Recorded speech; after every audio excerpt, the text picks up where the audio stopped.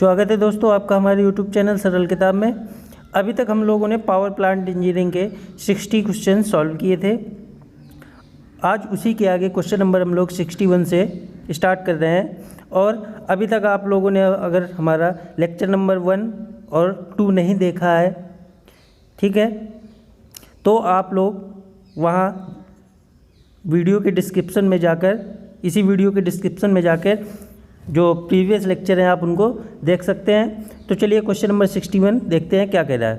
Question number 61 है, यदि 1 kilogram भाप सैंपल में 0.8 किलोग्राम शुष्क भाप है तो इसका शुष्कता गुणांक का मतलब ड्राइनेस फ्रैक्शन कितना होगा। ठीक है, तो जो आपका ड्राइनेस फ्रैक्शन होता है, ड्राइनेस फ्रैक्शन वो होता है mass of vapour upon mass of total mass, steam का टोटल मास। तो यहाँ पर देख रहे होंगे मास ऑफ वेपर कितना है 0.8 और टोटल कितना है स्टीम 1। तो अगर इसका ड्राइनेस फ्रैक्शन निकालें तो 0.8 अपॉन 1 मतलब ड्राइनेस फ्रैक्शन कितना आ जाएगा 0.8। तो हमारा ऑप्शन नंबर दूसरा सही हो जाएगा। चलते हैं क्वेश्चन नंबर 62 की ओर। क्वेश्चन नंबर 62 है, मोलियर चार्ट में टरबाइन प्रवाह दर्शाया जाता है। जो हमारा मोलियर चार्ट होता है, मोलियर डायग्राम होता है, उसमें टरबाइन फ्लो को किस तरीके से दिखाते हैं। तो जो हमारा मोलियर चार्ट होता है उसमें टरबाइन फ्लो को ऊर्ध्वाधर सीधी रेखाओं द्वारा दर्शाया जाता है। तो हमारा ऑप्शन नंबर दूसरा सही हो जाएगा, ऊर्ध्वाधर सीधी रेखा। चलते हैं क्वेश्चन नंबर 63 की ओर। क्वेश्चन नंबर 63 है, वेट वेपर मतलब जो हमारी गीली भाप होती है उसको पूर्णतया परिभाषित किया जाता है। किसके द्वारा पूर्णतया परिभाषित किया जाता है? ऑप्शन दिए हुए हैं, केवल दाब से, केवल तापमान से, केवल शुष्कतांश से, शुष्कतांश का मतलब ड्राइनेस फ्रैक्शन से, और चौथा ऑप्शन दिया है दाब व ड्राइनेस फ्रैक्शन से। तो जो आपका वेट वेपर होती है तो ये कुछ इस तरीके से होती है, यहाँ से ये। तो यहाँ वाला जो रीजन है यहाँ पर ड्राइनेस फ्रैक्शन का मान पॉइंट, इधर इस पॉइंट पर अगर हम लोग इस पॉइंट को नाम ए दे दें और इस पॉइंट को नाम बी दे दें तो यहाँ पर पॉइंट ए पर ड्राइनेस फ्रैक्शन का मान 0 और पॉइंट बी पर ड्राइनेस फ्रैक्शन का मान 1 होता है। फिर अगर पेपर को डिफाइन करना है तो उसके लिए हमें ड्राइनेस फ्रैक्शन और प्रेशर दोनों की ज़रूरत पड़ती है। तो हमारा ऑप्शन नंबर चौथा सही हो जाएगा, दाब एवं शुष्कतांश से। चलते हैं क्वेश्चन नंबर 64 की ओर। क्वेश्चन नंबर 64 है, ऑरसेट मीटर इज यूज्ड फॉर। जो आपका ऑरसेट मीटर है वो किसके लिए यूज होता है? ठीक, तो अभी शायद पिछले क्वेश्चन में हम करवा चुके हैं। ऑरसेट मीटर आपका वैल्यूमेट्रिक एनालिसिस ऑफ फ्लू गैसेस, मतलब फ्लू गैसों की जो वैल्यूमेट्रिक है उसका एनालिसिस करने के लिए हम ऑरसेट मीटर का यूज करते हैं। तो हमारा ऑप्शन नंबर दूसरा सही हो जाएगा। चलते हैं क्वेश्चन नंबर 65 की ओर। क्वेश्चन नंबर 65 है, एक आदर्श रीजनरेटिव साइकिल होती है।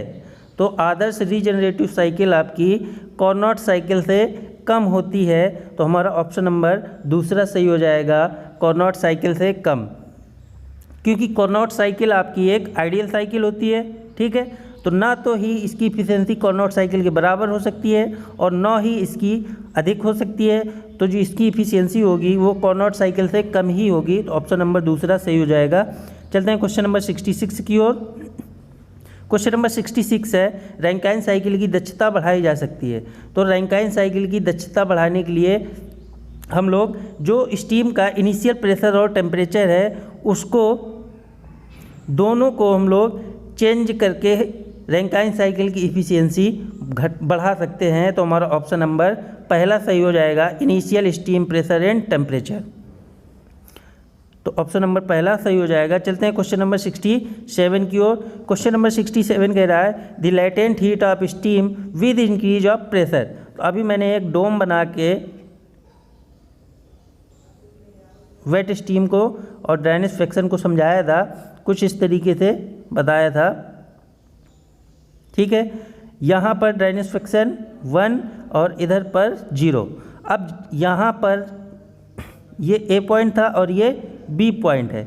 ए से बी के बीच में जितनी भी हीट की ज़रूरत पड़ेगी वो आपकी लेटेंट हीट होगी, लेकिन जैसे जैसे प्रेशर का मान बढ़ाते जाएंगे लेटेंट हीट का मान घटता चला जाएगा और एक पॉइंट ऐसा आएगा इस पॉइंट पर लेटेंट हीट का मान 0 हो जाएगा। ठीक, तो अगर हम लोग प्रेशर का मान बढ़ा रहे हैं तो लेटेंट हीट का मान हमारा घटता चला जाएगा, तो हमारा ऑप्शन नंबर तीसरा सही हो जाएगा, डिक्रीजेज। चलते हैं क्वेश्चन नंबर 68 की ओर। क्वेश्चन नंबर 68 है the pressure at which latent heat of vaporisation of water is 0। तो अभी देखो, अभी यहाँ पर लेटेंट हीट ऑफ वेपोराइजेशन का मान 0 था इस पॉइंट पर, तो यहाँ पर प्रेशर का मान कितना होगा यह क्वेश्चन में पूछा गया है। The pressure at which latent heat of vaporisation of water is 0। ठीक, तो इस पॉइंट पर प्रेशर का मान आपका 225.6 किलोग्राम प्रति सेंटीमीटर स्क्वायर होता है, तो हमारा ऑप्शन नंबर चौथा सही हो जाएगा। चलते हैं क्वेश्चन नंबर 69 की ओर। क्वेश्चन नंबर 69 है the state of vapour under saturation condition is described bye. जो हमारी द स्टेट ऑफ वेपर है, जो मतलब भाई वाष्प का स्टेट है अंडर सैचुरेशन कंडीशन, संतृप्त अवस्था से पहले वो किसके द्वारा परिभाषित किया जाता है। ऑप्शन दिए हैं ओनली प्रेशर केवल दाब से, ओनली टेम्परेचर केवल तापमान से, तीसरा ऑप्शन दिया है प्रेशर एंड टेम्परेचर, और चौथा ऑप्शन दिया है प्रेशर एंड ड्राइनेस फ्रैक्शन। तो अभी आपको बताया था कि किसी भी वेपर को डिस्क्राइब करने के लिए हमें प्रेशर और ड्राइनेस फ्रैक्शन की ज़रूरत पड़ती है, क्योंकि अगर ड्राइनेस फ्रैक्शन नहीं बताएंगे तो हमारी जो वेपर है वो इस पॉइंट पर भी हो सकती है और इस पॉइंट पर भी हो सकती है, या यहाँ पर भी हो सकती है, यहाँ पर भी, कहीं पर भी हो सकती है। ठीक है, प्रेशर का मान भी अगर नहीं बताएंगे तो यहाँ पर भी हो सकती है, यहाँ पर भी हो सकती है। तो प्रेशर बता देंगे तो ये डिसाइड हो जाएगा कि कौन से प्रेशर पर है, और ड्राइनेस फ्रैक्शन बता देंगे तो ये भी हो जाएगा कि हम किस पॉइंट पर स्टीम की बात कर रहे हैं। तो हमारा ऑप्शन नंबर चौथा सही हो जाएगा, प्रेशर एंड ड्राइनेस फ्रैक्शन। चलते हैं क्वेश्चन नंबर 70 की ओर। क्वेश्चन नंबर 70 कह रहा है व्हाइल स्टीम एक्सपेंड्स इन टरबाइन। जब हमारी टरबाइन में स्टीम प्रसारित होती है, थ्योरेटिकली दी एंट्रोपी, जो उसकी एंट्रोपी है थ्योरेटिकली क्या होगी, रिमेंस कांस्टेंट, इंक्रीजेज, डिक्रीजेज, और चौथा ऑप्शन दिया है नन ऑफ दीज। तो एक चीज़ बता दें कि जो आपकी टरबाइन में स्टीम का एक्सपेंड होती है, स्टीम एक्सपेंड होती है, वहाँ पर एंट्रोपी कांस्टेंट रहती है। ऐसा होता क्यों है, क्योंकि टरबाइन में जो एक्सपेंशन होता है वो एडियाबैटिक एक्सपेंशन होता है, और एडियाबैटिक प्रोसेस के अंतर्गत हमारी जो एंट्रोपी है वो कांस्टेंट रहती है। एडियाबैटिक प्रोसेस को हम लोग आइजेंट्रोपिक प्रोसेस भी बोलते हैं, तो हमारा ऑप्शन नंबर पहला सही हो जाएगा। चलते हैं क्वेश्चन नंबर 71 की ओर। क्वेश्चन नंबर 71 है heating wet steam at constant temperature is heating it at constant. Question कह रहा है हीटिंग वेट स्टीम, आर्द्र भाप को हीट करना मतलब गर्म करना, कांस्टेंट टेम्परेचर, कांस्टेंट तापमान पर आर्द्र भाप को गर्म करना, is heating it at constant किस के बराबर होगा, वॉल्यूम, प्रेशर, एंट्रोपी और एंथैल्पी।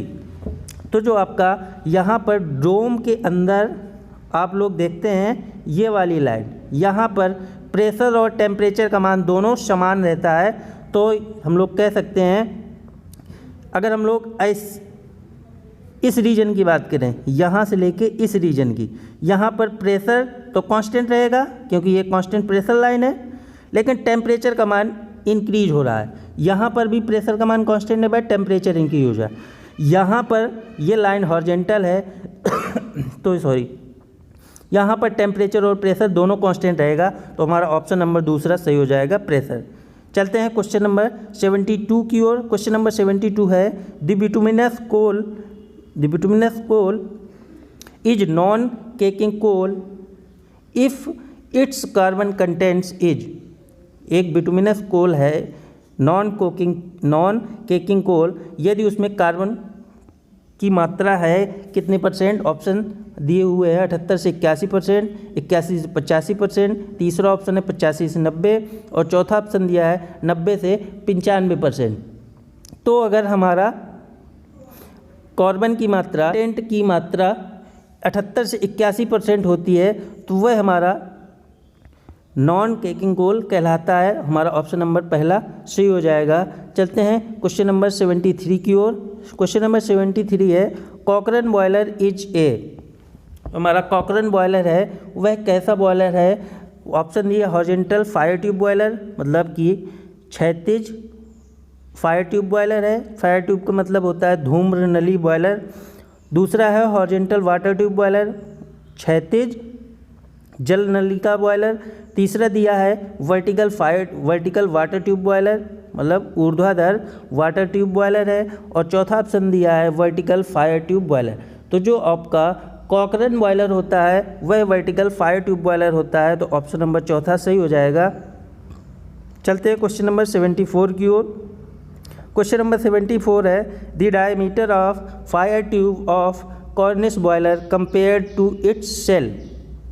क्वेश्चन में कह रहा है diameter of fire tube, Cornish boiler का जो फायर ट्यूब का डायमीटर है वो सेल की तुलना में, सेल मतलब खोल की तुलना में कितना होता है, 1/2, 1/3, 1/5 और चौथा ऑप्शन दिया है 3/5। तो जो आपका कॉर्निश बॉयलर में फायर ट्यूब का जो डायमीटर होता है वो सेल की तुलना में 3/5 होता है, मतलब 3/5 होता है, 3/5 इंटू डी। तो हमारा ऑप्शन नंबर चौथा सही हो जाएगा। चलते हैं क्वेश्चन नंबर 75 की ओर। क्वेश्चन नंबर 75 है लोकोमोटिव टाइप बॉयलर इज। जो हमारा लोकोमोटिव टाइप बॉयलर है वो कैसा है, horizontal multi tubular water tube boiler, vertical tubular fire tube type boiler. तीसरा ऑप्शन दिया है horizontal multi tubular fire tube boiler और चौथा ऑप्शन दिया है नन ऑफ दीज। तो जो आपका लोकोमोटिव टाइप बॉयलर होता है वह horizontal multi tubular fire tube boiler होता है। तो हमारा ऑप्शन नंबर तीसरा सही हो जाएगा। चलते हैं क्वेश्चन नंबर 76 की ओर। क्वेश्चन नंबर 76 है Lancashire boiler is of. Lancashire boiler हमारा कैसा बॉयलर है, stationary fire tube boiler, horizontal type और तीसरा ऑप्शन दिया है इंटरनली फायर टाइप बॉयलर और चौथा ऑप्शन दिया है ऑल ऑफ दीज। तो लंकाशायर बॉयलर आपका फायर ट्यूब बॉयलर भी होता है, हॉरिजॉन्टल टाइप भी होता है और इंटरनली फायर टाइप भी होता है। तो हमारा ऑप्शन नंबर चौथा सही हो जाएगा, ऑल ऑफ दीज। चलते हैं क्वेश्चन नंबर 77 की ओर। क्वेश्चन नंबर 77 है the diameter of Cornish boiler is of the order of. जो हमारा कॉर्निश है, कॉर्निश बॉयलर, उसका डायमीटर कितना होता है, 1 से 2 मीटर, 1.5 to 2.5 मीटर। तीसरा ऑप्शन दिया है 2 से 3 मीटर और चौथा ऑप्शन दिया है 0.5 to 1 मीटर। तो जो आपका कॉर्निश बॉयलर है उसका डायमीटर 1 to 2 मीटर होता है। तो ऑप्शन नंबर पहला सही हो जाएगा। चलते हैं क्वेश्चन नंबर 78 की ओर। 78 क्वेश्चन कह रहा है the length of Cornish boiler is. जो हमारा कॉर्निश बॉयलर है उसकी लंबाई कितनी होती है। ऑप्शन है 2 से 4 मीटर, 3 से 5 मीटर और तीसरा ऑप्शन है 5 to 7.5 मीटर और चौथा ऑप्शन दिया है 7 to 9 मीटर। तो जो आपका कॉर्निश बॉयलर है उसकी लेंथ 5 to 7.5 मीटर होती है। तो ऑप्शन नंबर तीसरा सही हो जाएगा। चलते हैं क्वेश्चन नंबर 79 की ओर। क्वेश्चन नंबर 79 है the number of fluid tubes in Lancashire boiler. जो हमारा लंकाशायर बॉयलर है उसमें फ्लूइड ट्यूब्स की, मतलब फायर ट्यूब की संख्या कितनी होती है। ऑप्शन है 0, 1, 2, 4। तो लंकाशायर बॉयलर में फायर ट्यूब की संख्या आपकी 2 होती हैं। तो हमारा ऑप्शन नंबर तीसरा सही हो जाएगा। चलते हैं क्वेश्चन नंबर 80 की ओर। क्वेश्चन नंबर 80 है which of the following is a fire tube boiler.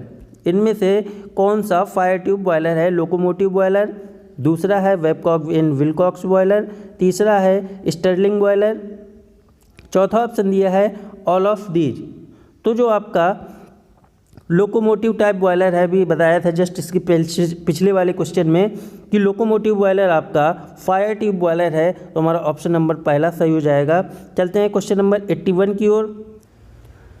Question number 81 है which of the following is a water tube boiler. इनमें से कौन सा वाटर ट्यूब बॉयलर है? पहला है लोकोमोटिव बॉयलर, दूसरा कॉकरन बॉयलर, तीसरा है कॉर्निश बॉयलर, चौथा ऑप्शन दिया है Babcock and Wilcox boiler.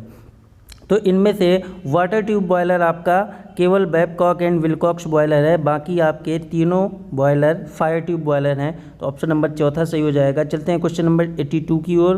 Question number 82 है which of the following coals has the highest calorific value. इनमें से कौन सा कोयला आपका सबसे अधिक कैलोरीफिक वैल्यू रखता है? ऑप्शन दिया है एंथ्रासाइट कोल, दूसरा है बिटुमिनस कोल, चौथा ऑप्शन दिया है लिग्नाइट कोल और चौथा ऑप्शन दिया है पीट। ठीक है, तो जो आपका हाईएस्ट कैलोरीफिक वैल्यू रखता है कोयला वह आपका एंथ्रासाइट कोल होता है, तो ऑप्शन नंबर पहला सही हो जाएगा। चलते हैं क्वेश्चन नंबर 83 की ओर। क्वेश्चन नंबर 83 है the fire tubes in a Cochran and Scotch marine boiler. ठीक है, जो फायर ट्यूब हमारी होती हैं Cochran and Scotch marine boiler में, वो कैसी होती हैं? हॉरिजॉन्टल, वर्टिकल, इंक्लाइंड, चौथा ऑप्शन दिया है नन ऑफ दीज। तो जो आपकी Cochran and Scotch marine boiler में ट्यूबें होती हैं वह हॉरिजॉन्टल ट्यूबें होती हैं, तो ऑप्शन नंबर पहला सही हो जाएगा। चलते हैं क्वेश्चन नंबर 84 की ओर। क्वेश्चन नंबर 84 है the basic purpose of drum in boiler is to. जो हमारा बॉयलर है उसमें ड्रम का बेसिक पर्पज क्या है? ऑप्शन दिए हैं serve as storage of steam को स्टोरेज की तरीके यूज करना, कंट्रोल लेवल को कंट्रोल करना, तीसरा ऑप्शन दिया है रिमूव साल्ट्स फ्रॉम बॉयलर से जो हमारा साल्ट है उसको रिमूव करना, और चौथा ऑप्शन दिया है सेपरेट स्टीम फ्रॉम वाटर। चौथा ऑप्शन दिया है स्टीम को वाटर से सेपरेट करना, मतलब अलग करना।